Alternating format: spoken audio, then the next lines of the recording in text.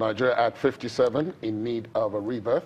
And as we were saying before the break, Ijoma Chamberlain and I will be speaking with the first set of our guests on one of the sub-themes of today's discussion, which will be what we touched on in that chat earlier, which is leadership.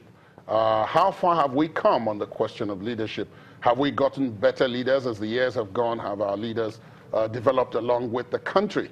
If so, is it good? If not, why has it not happened? First of all, with us here in the studios in Lagos, we have a professor of sociology at the University of Lagos and former national commissioner with the Independent National Electoral Commission in charge of Ogun, Oyo, and Ekiti states, Professor Lai Olurode. Thanks so much for joining us. It's my pleasure to be with you. In our Abuja studios, we're being joined by a former presidential aspirant and political commentator, Mr. Galtima Lehman, as well as the special assistant to the president on media, Mr. Garba Shehu. Thank you both for joining us. Let me start with you, Prof. And maybe I should put it the way I raised it. Has our leadership gotten better as the years have gone by?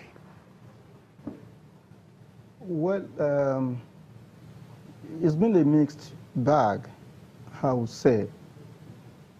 Depending on what is the cutoff line, where are you starting from?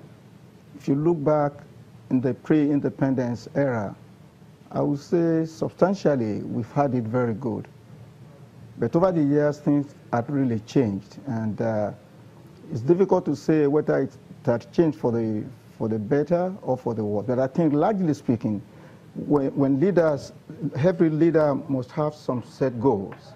There must be some governance challenges that a leader in position must respond to. As long as that leader is able to respond to those governance challenges, of course, you will say, to that extent, the leader could be said to have succeeded.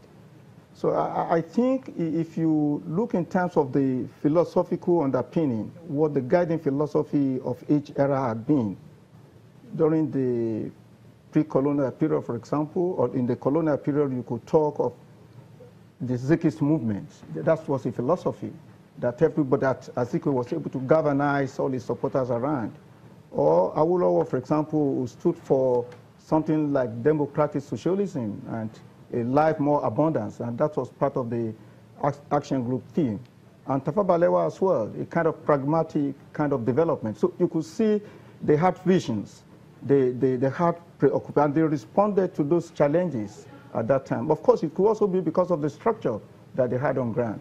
Now you have a largely very looming federal structure in name, in theory, but not essentially in terms of delivery, in terms of practice. I think there is a way in which you have to look at the structure of a particular era and you look at the agency that are the drivers of that structure. The structure can constitute an impediment to development. And I think in our own case, it's been more of a conundrum. If I could just quickly jump in. Yeah. But if you say that concerning leadership, that we've had it good, I think it's really good. I said we've had it good at a point in the history of this country. If we had continued... What about recent history?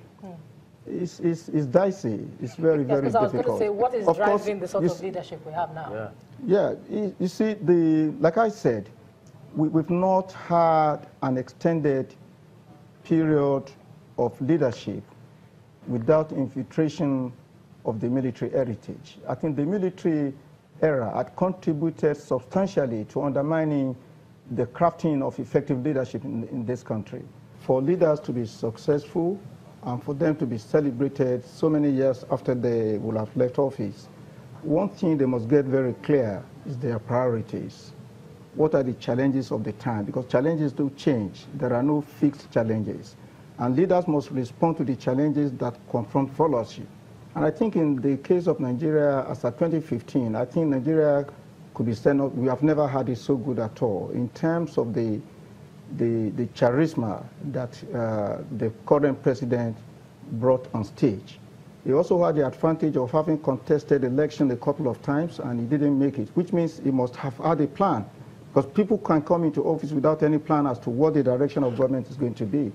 And if you can retrieve some aspect of the constitution of the APC. It was very clear. In fact, what did the magic was the merger of July 30, 2013, when the political parties came together to form just one. And in their manifesto, they talk about to address the issue of security, the economy, which is about employment, the poverty situation in the country, and also the major challenge of, did I mention security, economy, and poverty eradication.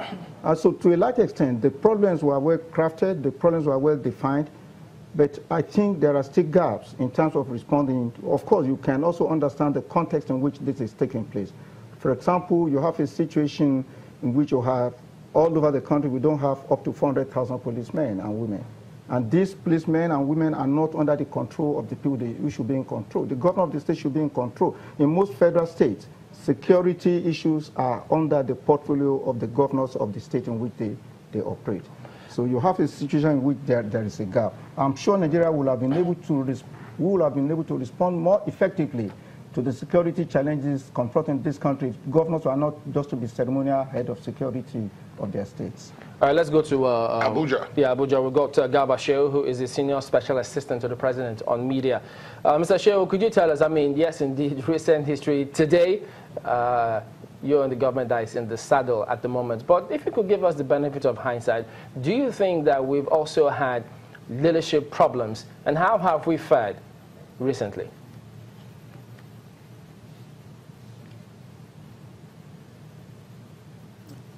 Well, thank you for giving me this opportunity, and I want to make the confession that I wasn't present in the early 60s to have witnessed one of the glory that is being showered on leaders of that period.